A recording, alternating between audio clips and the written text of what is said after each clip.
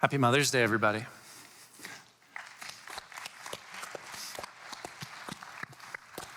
You all clapped in the last service. I could tell everyone was like, don't talk, we need a moment after that last video.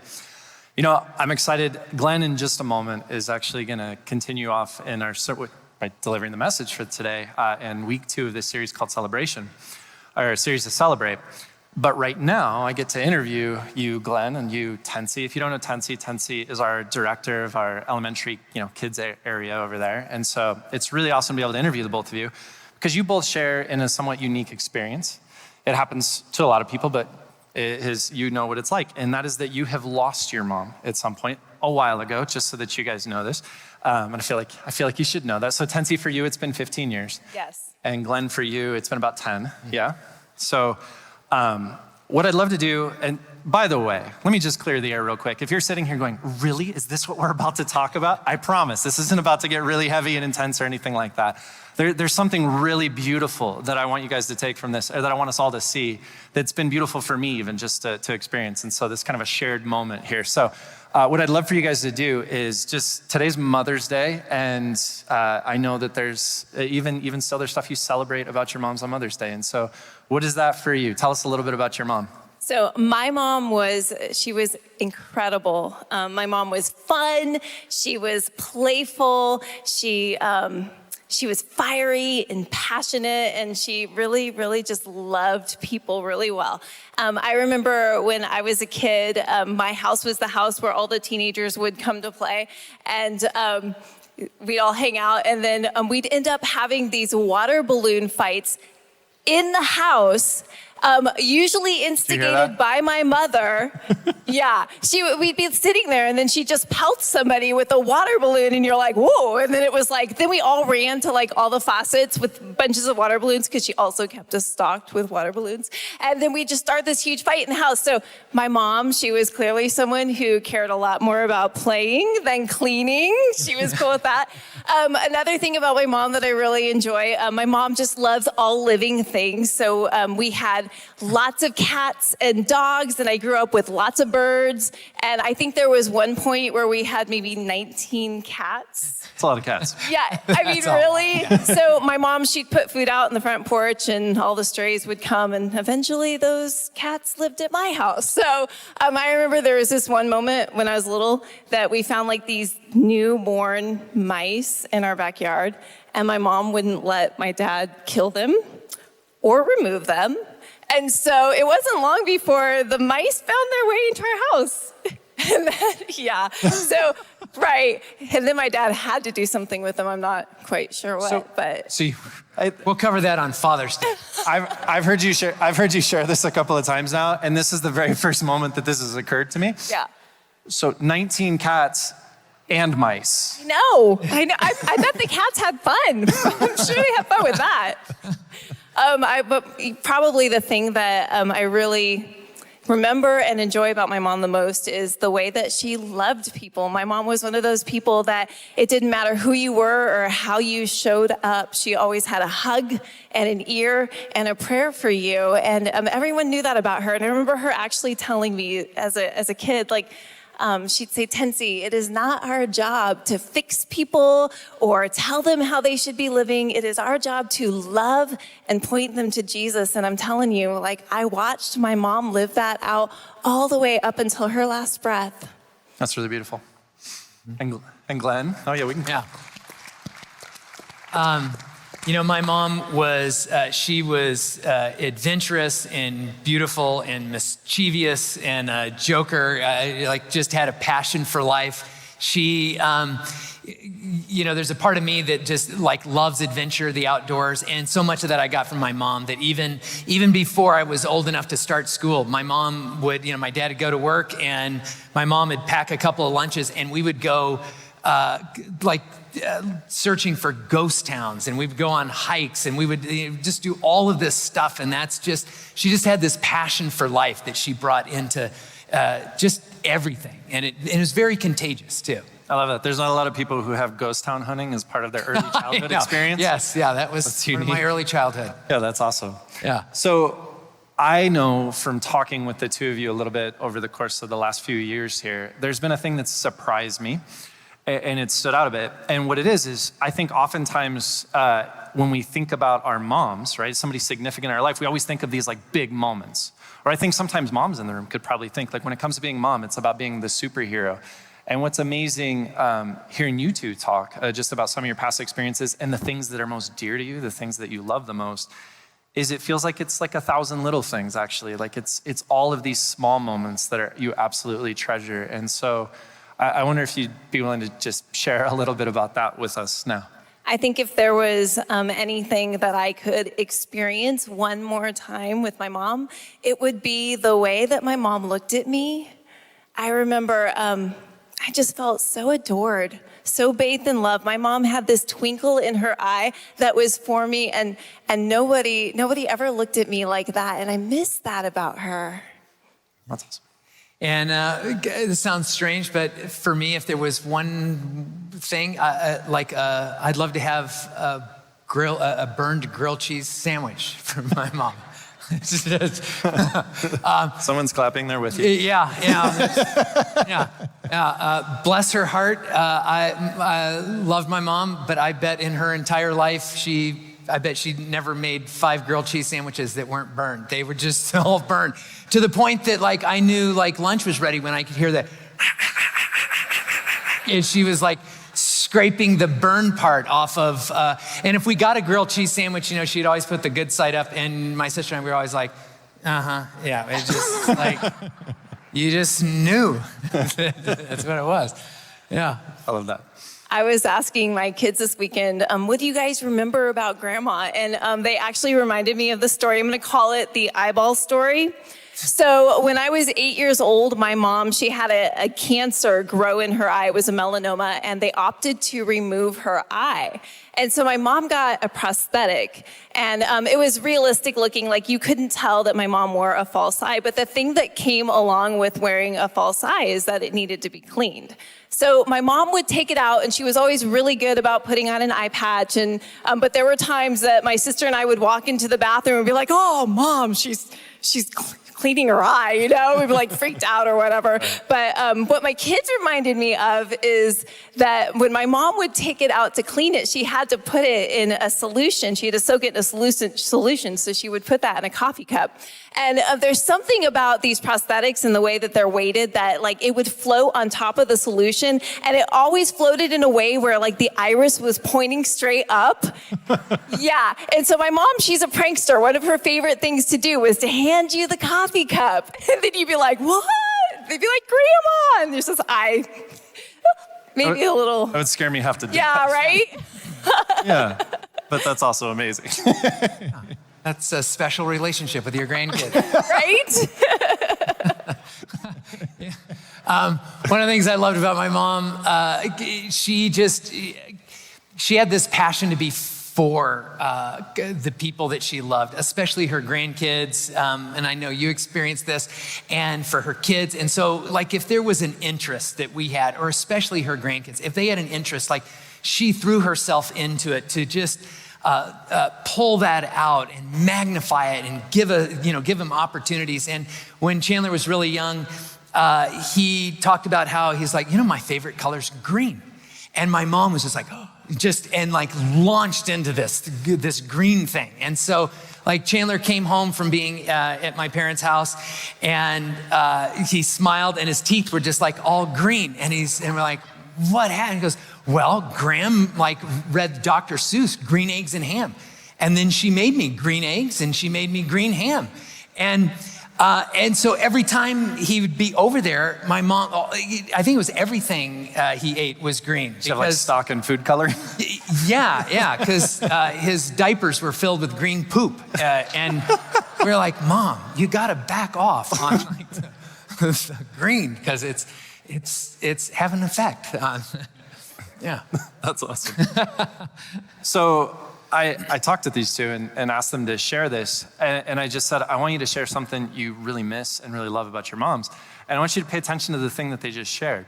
What they didn't share was like the time my mom did this absolutely extraordinary, feat of nature type of moment, or where my mom was an almost superhero, although I'm sure you probably have a story here, a story there. The stories that you guys chose to share without prompting really was the small things. It's all the little things. It's a burnt grilled cheese, or it's just the way that your mom would look at you, or the way she would prank your kids, or same, right? Green everything. And I wanted us all to hear that today, because I know from just talking with how many moms that oftentimes what happens is it feels like you need to be a superhero, or it feels like you need to be the most extraordinary person on the planet. Every time that we get to a Mother's Day, people are like, really, are you gonna teach that we just need to be better? Like, is this what's gonna happen right now? And what I wanted you to hear is it's not necessarily those moments, it's 1,000 little things. And so if you're a mom in the room and you're feeling unseen right now, I want you to know that even if you feel unseen, chances are it's probably in those moments. So that's the very, very thing that people love the most about you. We just don't always bother to tell it. And so what I want to ask each of us to do, give you a challenge or an encouragement, whatever word best fits with you here this morning. Think of what your equivalent of a grilled cheese would be here today. Think of what your equivalent of a loving stare would be this morning. And then if you think of that, man, a way that you could bless somebody in an extraordinary way today is to actually say, I love this about you. Can I tell you, I celebrate this about you. For my mom is this is what it would be for me. My mom is one of the most spontaneous people. She is the most spontaneous person in my entire family. I love that I can call her at just about any point in time, and as long as she's not in the middle of something, she's down for an adventure. And I love that about her. She also has a laugh that if she were to start laughing right now, like a full-on belly laugh, that kind of moment, this whole room would lose their mind. Like we'd all start laughing with her. You know that like really contagious thing? It is one of my absolute favorite things. And I love that God made her that way. I celebrate her in that moment. Take the moment today to tell that person, even if it's not your biological mom, it's somebody who stepped in to play that role in your life. Share that with them, and I promise you, it will go a long way in saying, I see you, and it's not the big things, it's 1,000 small things that make you exactly who you are. So on behalf of all of us, we just wanted to say one more time to you all, Happy Mother's Day.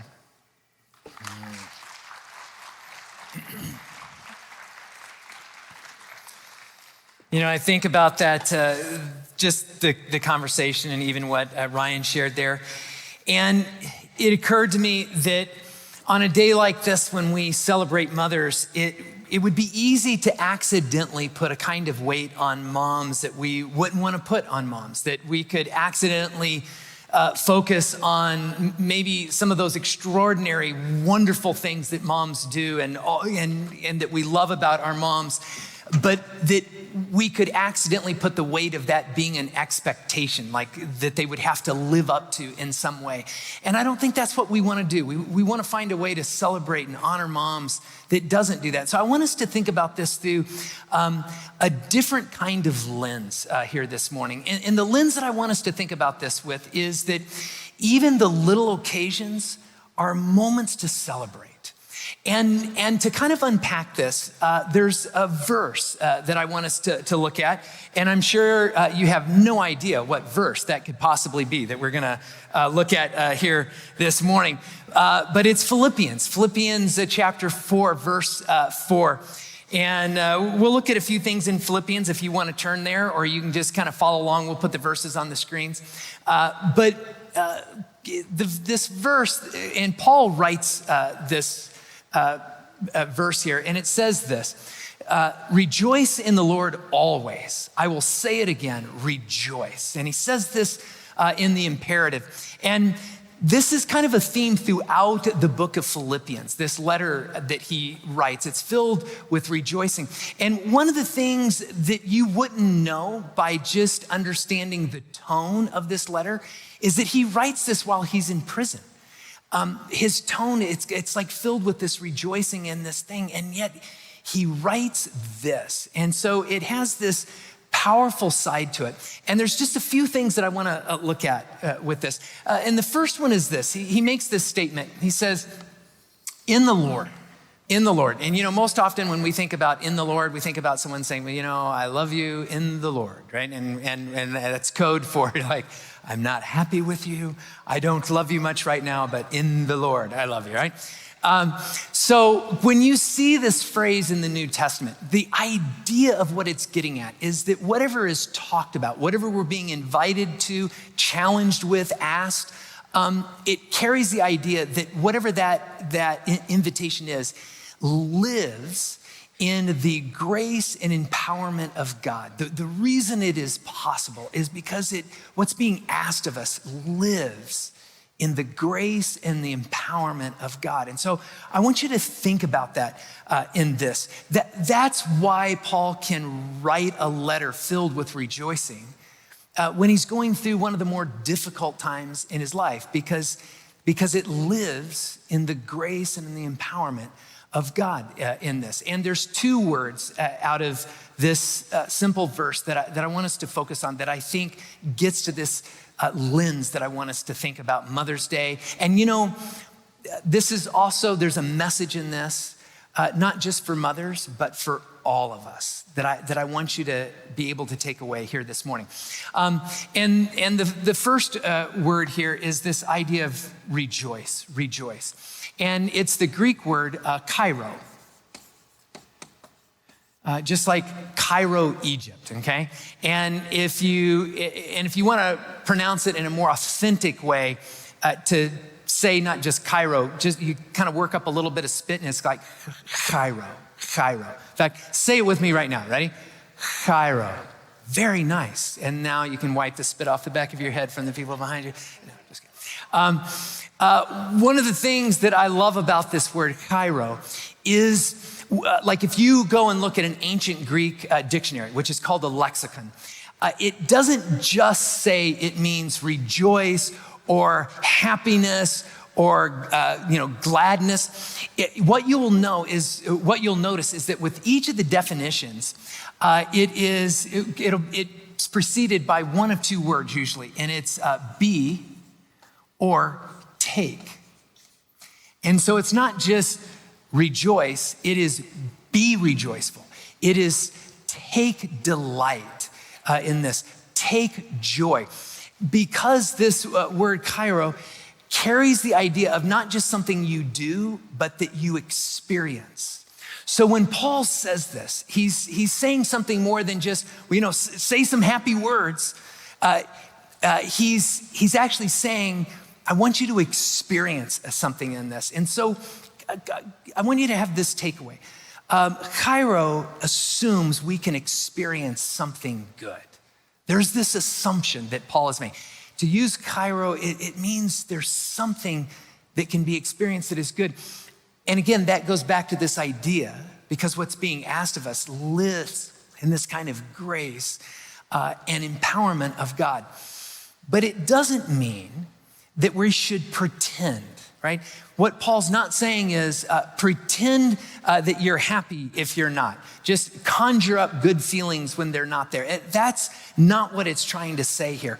What it is trying to get at is this idea that there can be a moment that is a struggle. There can be a moment that is difficult, but at the same time, you can hold that and still hold the possibility of something good, that you can hold the possibility that God might do something good in this. An example of this that I experienced just this past Friday. So this past Friday, we had my dad and Carol over, and my dad remarried a wonderful woman, Carol, and I call her my second mom. I love her to death. And so they were over for dinner and I was making steaks, right? And I was all excited. I got some real nice steaks and I was gonna cook them over like wood coals. And so I got all ready and cooking the steaks. And we're talking and suddenly I looked back and I realized I have a bonfire going over my steaks. I'm like, and I run out there and I am so frustrated because I had worked hard getting these steaks prepared and they were gonna be so good. And now they're like burned and I've got the tongs and I pull out my pocket knife and I'm scraping the burned part, Yes, exactly.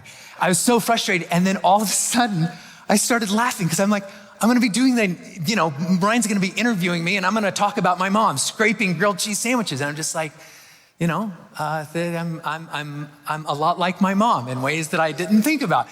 And all of a sudden, in this little bitty moment, it's like there's something frustrating, but can I just tell you, it was just a precious moment that just made me think of my mom days before Mother's Day and just the joy that I felt at that moment and this wonderful woman, Carol, that is now in my life and brings joy to my dad. And it's just like little things, but It was there, see?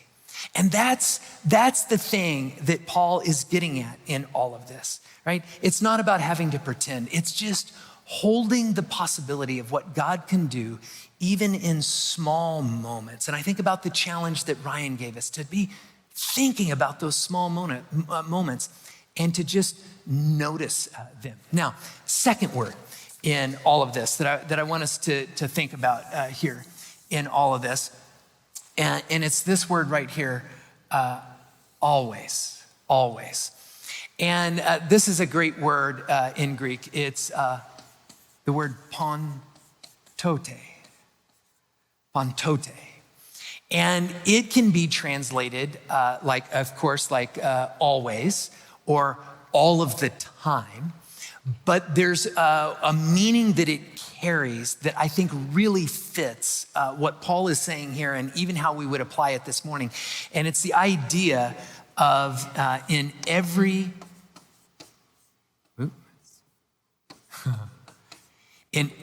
occasion. I love that idea, on every occasion. That if you can rejoice in every occasion, think about this for a moment, then that means there can be rejoicing in small things, because in every occasion there's small moments. Not every occasion holds these big, huge moments, right? And that's the insight that Paul is bringing into all of this. Chandler gave Angie and I a great lesson in this years ago when he was a little kid. He was fascinated with Star Wars, and we had this trip planned to Disney, and they had this ride. I think it was called Star Tours, and Chandler was all about getting to go to Star Tours in Disneyland because it was like a Star Wars thing. And we get there and he has talked it up and he is so excited. And we get to Disneyland, we get into the park, we get up to the ride and it is closed. Something went wrong like 20 or 30 minutes before we got there and it's closed. And our little son is so disappointed because this was the big moment, right? This is the moment. And the disappointment, and it's just like, oh, and there's just this feeling that Angie had like, oh man, like the rest of the day is wrecked because he's been looking forward to this. But I kid you not, within 5 or 10 minutes, we're walking around Disney and he sees like these Disney characters walking around, he sees all this stuff and he says, we're in Disneyland. And it was like, he found a way to like let go of the big moment and was finding that just in the small things, just like we're in Disneyland, like just this moment, like, and was finding that joy even in the small moment, in the everyday moment. And that's the beauty of all of this that is so important. I think about this when we go to work. Like imagine what it would be like when you go to work and all of the small moments that hold a little bit of joy. Maybe it's an interaction with one of your teammates or another employee that's just a moment to laugh about something. Or maybe you're working on a project with another employee and you just realize, man, I like working with this person. And there's just something good that comes out of it. Or I think about moms, how many moments are there that there's just like little blessings that happen? Like that surprise moment when one of your kids just does what you ask, like the first time. And you're like, it's a miracle, Glenn. That's not a small moment. That's a big moment, okay? Think of another moment that maybe is a small moment, Like there's just something that happens. You see one of your kids smile. You see one of your kids do well on something, or they struggle through and make it in something. And it's just, right? All of those small moments are those everyday moments. And here's the point. Here's the takeaway in this.